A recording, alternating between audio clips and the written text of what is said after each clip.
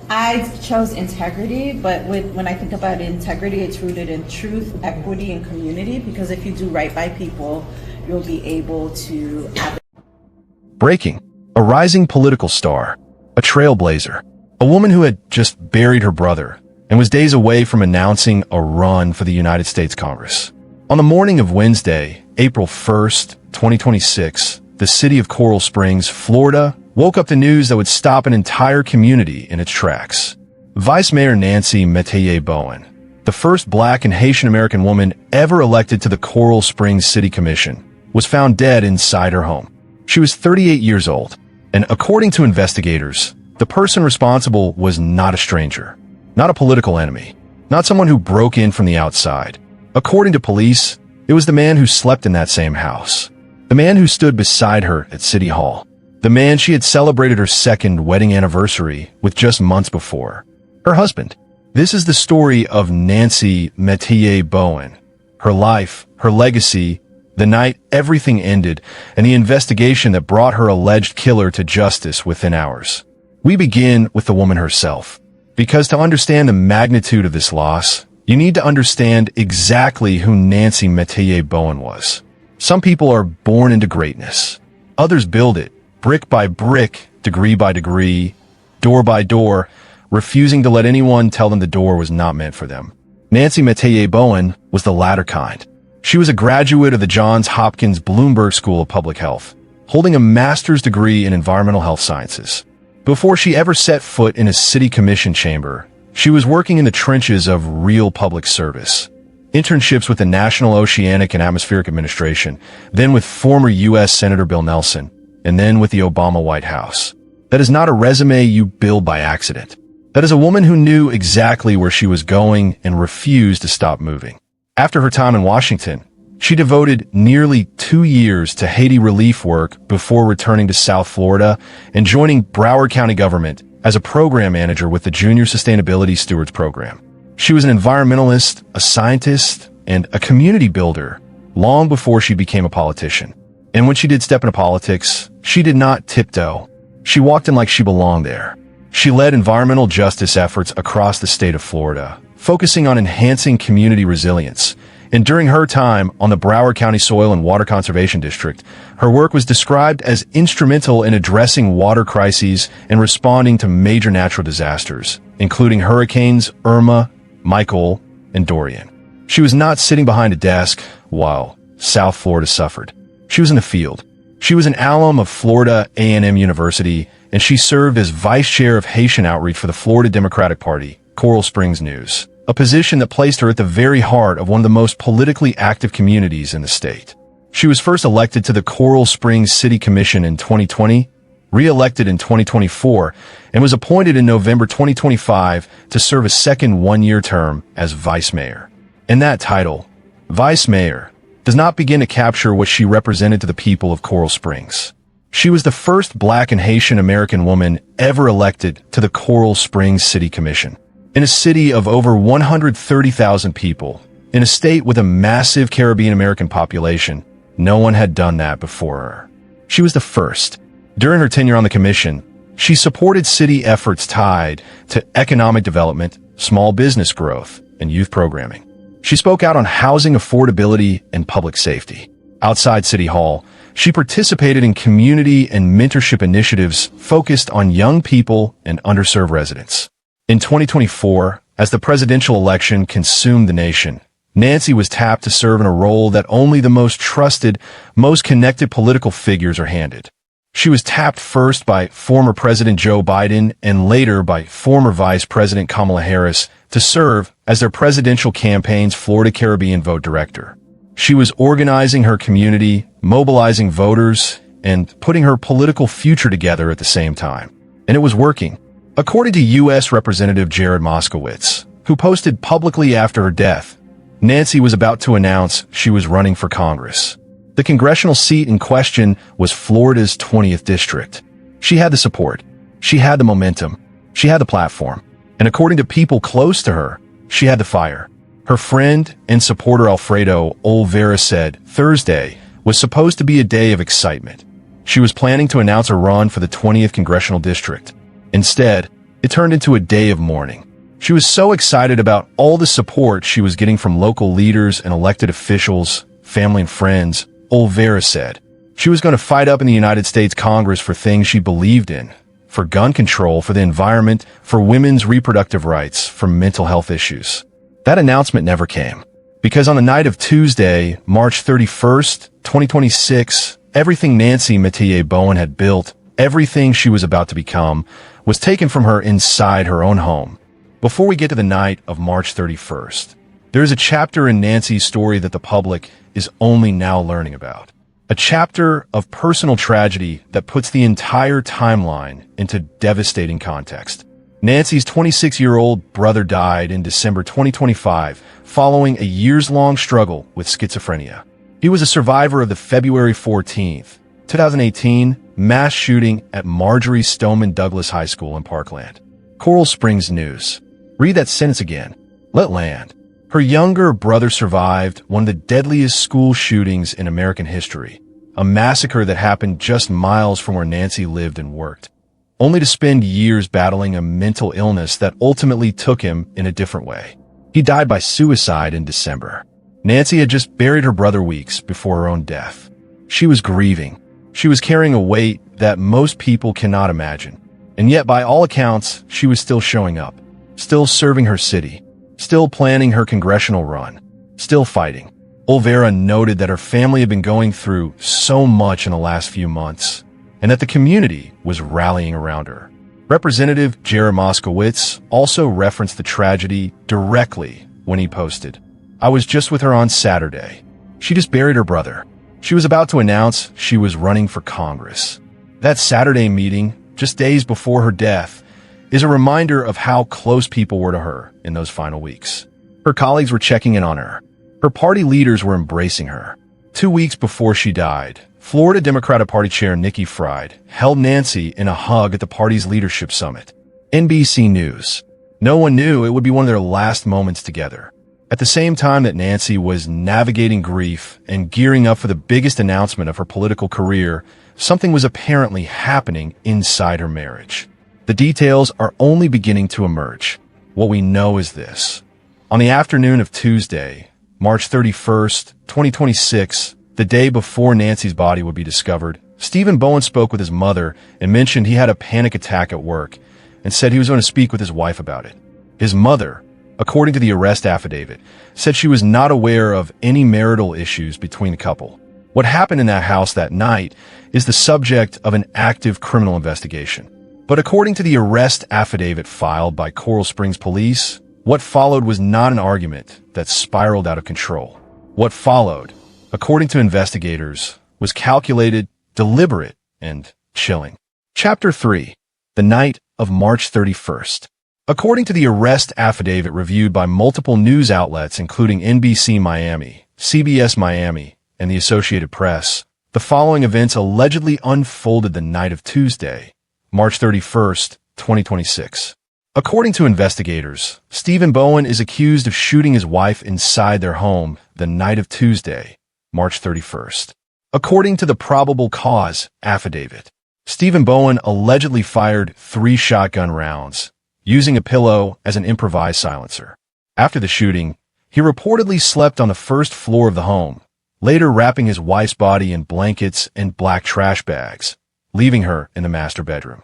The affidavit noted that a pillow was found on the bed with burn marks and string as if it had been used as a silence. 3 spent shotgun shells were later found wrapped in the blankets with the victim's body. Take a moment to absorb the picture investigators are painting here. According to the affidavit, this was not a single, impulsive shot fired in a moment of rage. According to investigators, a pillow was fashioned into a makeshift silencer. 3 rounds were fired. And then, according to the affidavit, Stephen Bowen went downstairs and slept. Nancy Metayer Bowen, vice mayor, environmentalist, daughter, sister, community leader, and future congressional candidate, reportedly lay dead in the bedroom above while her husband slept on the floor below. The next morning, according to the affidavit, he was already working on what came next. Wednesday, April 1st, 2026. A new day. City business to attend to. Meetings on the calendar. And for the colleagues of Vice Mayor Nancy Metayer Bowen, a growing sense that something was very wrong. The killing came to light after Metayer Bowen failed to show up for scheduled meetings on Wednesday, April 1st, including a city commission meeting where she was expected in her role as vice mayor.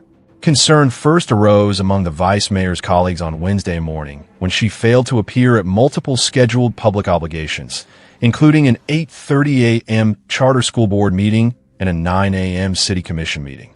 Coral Springs talk. This was not like her. Nancy Metayer Bowen did not simply disappear. She did not ghost meetings. For her colleagues, each unanswered call made the silence louder. The last text sent from her phone was to a local official about discussion items, sent at 8 a.m. that morning. Then nothing. After city employees failed to reach her, one person from the city contacted Stephen Bowen, who sounded suspicious, prompting them to call the police. When city staff texted Stephen Bowen asking if he could have his wife call them, his responses were telling. According to the arrest report, he first texted her. Then, later in the morning, as concern escalated, he allegedly texted, "Where is she? Her car is not at home." This, investigators would later note, was a man who already knew exactly where his wife was. She was upstairs, wrapped in blankets and garbage bags, and he was outside of the home, already in motion, already distancing himself. Police responded to the couple's home in Coral Springs, but were unable to get in touch with Stephen Bowen. NBC 6 South Florida. His parents showed up at around 11:23 a.m. after Nancy's mother had asked them to check on her. Officers went to the house for a wellness check at around 10:20 a.m. and saw no cars in the driveway and got no response from anyone inside. Stephen Bowen was not picking up his phone. The case was formally escalated. By late morning, it had escalated into a missing person investigation. Around 12:30 p.m., a detective conducted an exterior inspection of the home. What that detective found outside the house sent the investigation into overdrive. Investigators spotted two defects on the second-floor exterior on the north side. The damage appeared consistent with force originating within the structure, with construction material displaced outward and exposed metal wiring appearing contorted, indicative of outward force. Fresh stucco and drywall debris on the ground directly below the damaged area indicated the damage had occurred recently. The outward, explosive-like damage was consistent with damage caused by projectiles. Coral Springs talk. Something had been fired from the inside, with enough force to blast through the exterior walls of the home. Whatever had happened inside that second-floor bedroom, the evidence of it had already punched through to the outside world, and detectives were standing right in front of it. The clock was ticking. Stephen Bowen was somewhere in South Florida, and they still could not get inside the house. At approximately 1:15 p.m. on April 1st, 2026, a phone rang at the Coral Springs Police Department. It was a 911 call, and the person on the other end of that line would change everything. Police received a 911 call from Stephen Bowen's uncle, who said his nephew had come to his house at around 10 a.m. that morning. The uncle told police that Bowen had asked him to hold something for a couple of weeks, but warned him that he would need a pair of gloves or a bag. Bowen then clarified that it was a shotgun. The uncle asked the critical question, the question that broke the case wide open. He asked his nephew if he had shot someone. Bowen allegedly replied that he had shot his wife. He explained that he shot her 3 times with a shotgun the previous night and then slept downstairs. He went on to describe to his uncle what he had done with his wife's body. When asked why, Stephen Bowen said that he couldn't take it anymore. 3 words. That was the entire explanation offered for the death of a 38-year-old public servant, a history maker, a daughter, and a rising star of American politics. He couldn't take it anymore. Around 1:50 p.m., Coral Springs police received the 911 call from Bowen's uncle, who said his nephew had come to his house earlier that morning and said he did something to her and that she was not alive. Coral Springs talk. That uncle's 911 call ultimately allowed police to enter the home without a warrant. The griot. The SWAT team moved in. Members of the Coral Springs Police SWAT team conducted a forced entry into the residence through a breached rear sliding glass door. During the sweep, a human body was discovered in the bed of the second-floor master bedroom. The body did not display any signs of life and was declared deceased at 2:24 p.m. When officers entered the home, They found Nancy Metayer Bowen dead in a second-floor bedroom. Her body was wrapped in blankets and garbage bags. While police searched the home, they found 3 spent shotgun shells wrapped in the blankets with the victim's body. They also found a pillow that had burn marks and string as if it were fashioned as a makeshift silencer.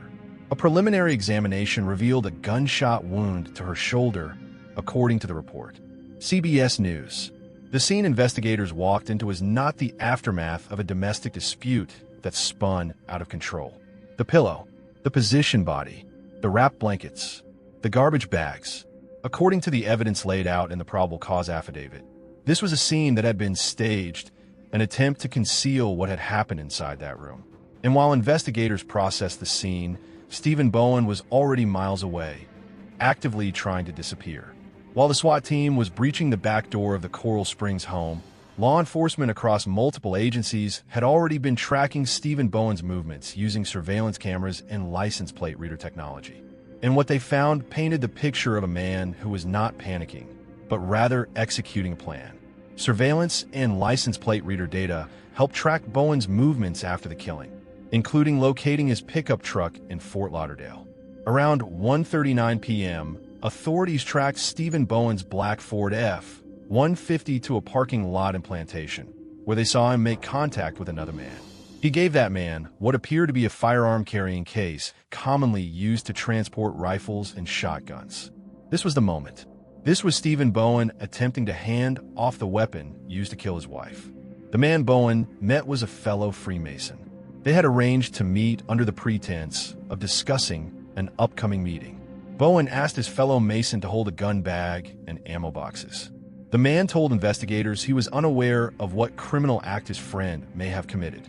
But as authorities closed in on the apartment complex in Plantation, the landmark towers, the jig was up. And in that moment, according to the arrest report, Stephen Bowen said exactly what a guilty man says when he realizes it is over. As he was being taken into custody, he said, "OS, they're here for me." Cell phone video captured the arrest. In the footage, his hands are behind his back as an officer stands next to him. By 2:35 p.m., Stephen Bowen was in custody at the Plantation apartment complex. He invoked his right to a lawyer. Within hours of Nancy's body being discovered, her alleged killer was in handcuffs. The morning after the arrest, the legal process moved swiftly. Stephen Bowen, 40, charged with premeditated murder and tampering with or fabricating physical evidence, made a brief first appearance in Broward County Bond Court, where a judge found probable cause and ordered him held without bond. CBS News. The judge reviewed the probable cause affidavit. There was no request for leniency that could overcome what was documented in that report. Stephen Bowen was ordered to remain in custody. As of the time of this report, he is being held at Broward County's main jail on charges of premeditated murder and tampering with or fabricating physical evidence. Online court records do not list an attorney who could comment on his behalf. It is critical to note, as it must always be noted, that Stephen Bowen is presumed innocent until proven guilty in a court of law. The charges against him are allegations. The affidavit represents the investigator's account of events. Legal proceedings are ongoing, and a full trial has yet to take place. But the evidence laid out in that probable cause affidavit, the shotgun shells, the makeshift silencer, the body wrapped in garbage bags, the flight from the scene, the attempted weapon transfer, and the alleged admission to his uncle, represents what law enforcement believes happened inside that home on the night of March 31st, 2026. When news of Nancy Metayer Bowen's death broke, the reaction was not the kind of measured political statement that officials typically release when a colleague passes away. It was raw. It was personal. It was grief that broke through every carefully worded press release. Coral Springs City Commissioner Joshua Simmons said, "My heart is extremely heavy. My soul is heavy. My heart is broken." Coral Springs News. City Manager Catherine Givens told reporters, "To say today is a very dark day for us in Coral Springs is an understatement. Our hearts are truly broken." NBC 6 South Florida. Givens later described Nancy with words that captured what her colleagues knew her to be. She wasn't just a leader. She was the light in every room that she entered. She was a steady voice in difficult times, a compassionate soul who lifted others up, and a friend to so many. Broward County Mayor Mark Bowen said, "We are deeply saddened by the loss of Coral Springs Vice Mayor Nancy Metayer Bowen. She served her community with dedication and heart, and the impact of her dedicated public service will be felt across Broward County." State Representative Angie Nixon said she was in total shock and called Mateyer Bowen her friend, colleague, and sister in the movement. She was a kind and caring person and a true leader in her community. This is an immense loss for all of us, and the world is darker without her. U.S. Representative Maxwell Alejandro Frost remembered her as a tireless advocate, a dedicated progressive leader, and a powerful voice for her community. Fox News. Florida Democratic Party Chair Nikki Fried released a statement saying it was with a broken heart and profound grief that the party mourned the death of our beloved Vice Chair, Nancy Mateyer Bowen. Fried wrote, "Just days ago, I spoke with Nancy. Just 2 weeks ago, I held her in a hug at our party's leadership summit, never imagining it would be one of our last moments together. Nancy was not simply our Vice Chair of Haitian Outreach. She was a scientist, an environmentalist, a brilliant barrier breaker who made history as the first Black and Haitian-American woman elected to the Coral Springs City Commission. A vice mayor who showed up every single day for the people she served." Representative Jared Moskowitz, who described himself as being in shock, posted that he had just been with Nancy the previous Saturday, that she had just buried her brother, and that she had been on the verge of announcing her congressional run. He called her one of the nicest people he had ever worked with and said she was always fighting for her community. Council on American Islamic Relations President Samir Kakli said, "I can't believe I have to talk about her in past tense. It feels like we lost a sister." Coral Springs News. Tamarack Vice Mayor Marlon Bolton said her career was just getting started. Care Communications Director Jay Shahada added, "Despite being so young, she was such an incredible leader." These were not empty tributes. They were an outpouring from a political world that had watched Nancy Mateyer Bowen rise, and that now had to reckon with her being gone. A vigil in her honor was held at 7 p.m. on Friday, April 3rd, at Coral Springs City Hall, 9500 West Sample Road. Attendees were encouraged to bring white candles and wear or bring something orange or green. And her family, the family that had already lost her brother just months before, now had to face this. In a statement released through her Instagram page, the family wrote, "On behalf of our entire family, we are deeply saddened to share the passing of my beloved sister Nancy Mateyer Bowen. She was not only a cherished member of our family, but also a dedicated public servant who committed her life to improving the lives of others." They continued, "While many knew her as a leader and advocate, we knew her as a sister, a daughter, and a friend whose warmth and laughter filled every room. Her legacy will live on not only in the policies she helped shape, but in the countless lives she touched. We ask for privacy as our family grieves, and we thank everyone for keeping us in your thoughts and prayers." The death of Nancy Mateyer Bowen is not just a crime story. It is part of a larger and deeply painful reality that this country continues to grapple with every single day. Domestic violence does not care about your title. It does not care about your education, your income, your political connections, or the fact that you are on the verge of running for Congress. It does not care that you were the first person of your background to break a barrier in your city. It does not care that you had just stood at a party leadership summit, full of hope and plans and purpose.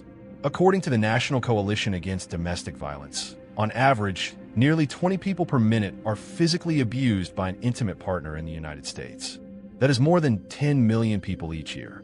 And the cases we hear about, the ones that make national news, represent only a fraction of the ones that happen in silence behind closed doors in homes where neighbors never suspected a thing. Coral Springs Police Chief Brad Mock confirmed at a press conference that the incident was being investigated as a domestic violence case.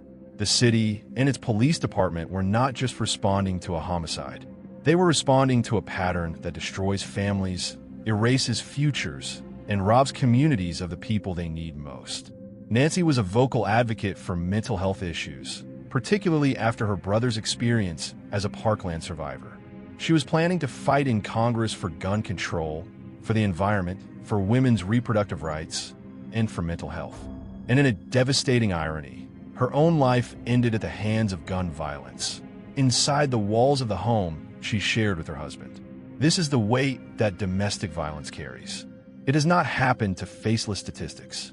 It happens to real people, brilliant people, accomplished people, people with names and dreams and families who love them.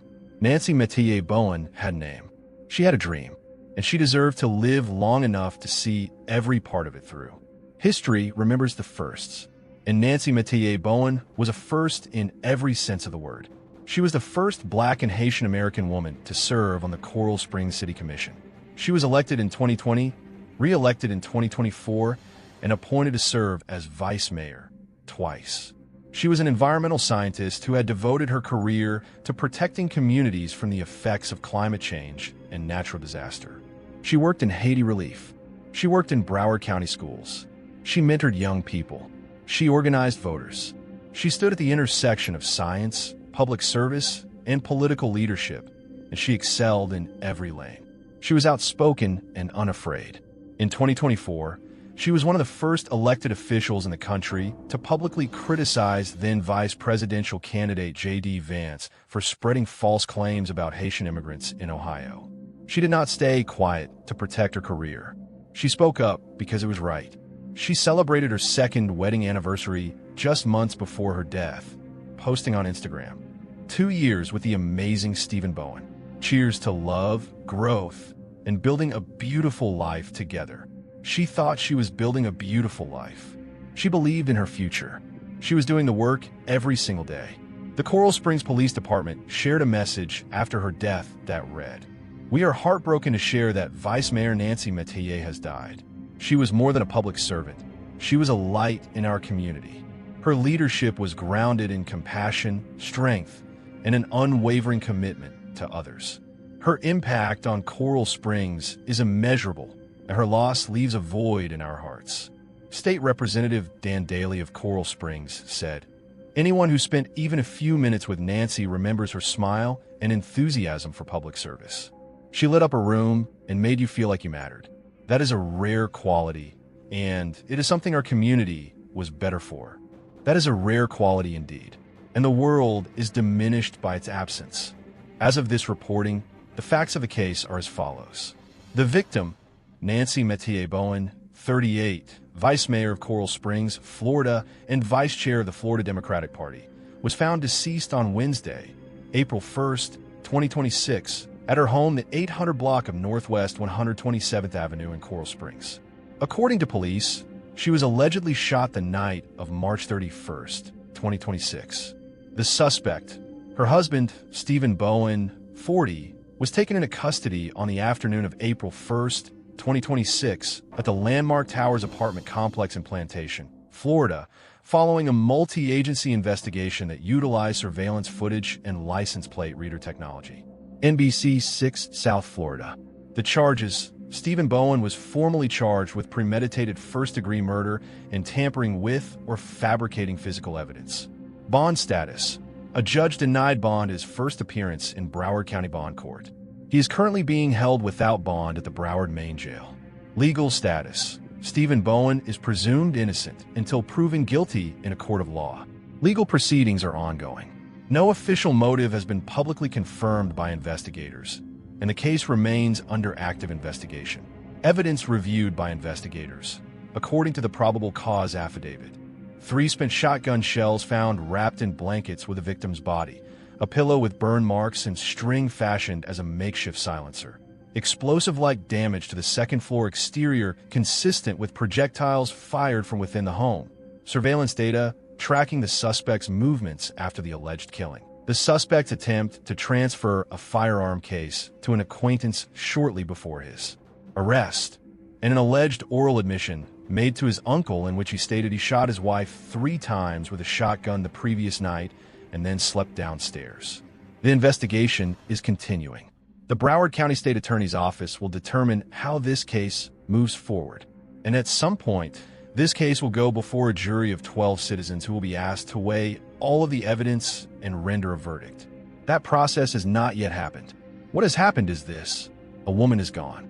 A community is grieving. A family has buried a daughter and a sister after already burying a son and a brother. And the city of Coral Springs is grappling with the emptiness left by the absence of a woman who, by every account of everyone who knew her, was irreplaceable. There are cases that shake a community for a week and then fade. And then there are cases like this one.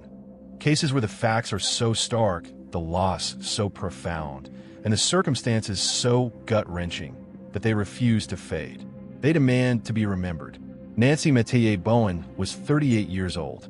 She had a master's degree from one of the most prestigious public health institutions in the world. She had served her community for years. She was on the verge of her biggest announcement yet. She was carrying grief. She was still showing up. She was still fighting. She had survived the political trenches of Florida. She had built coalitions. She had organized Haitian-American voters in a national election.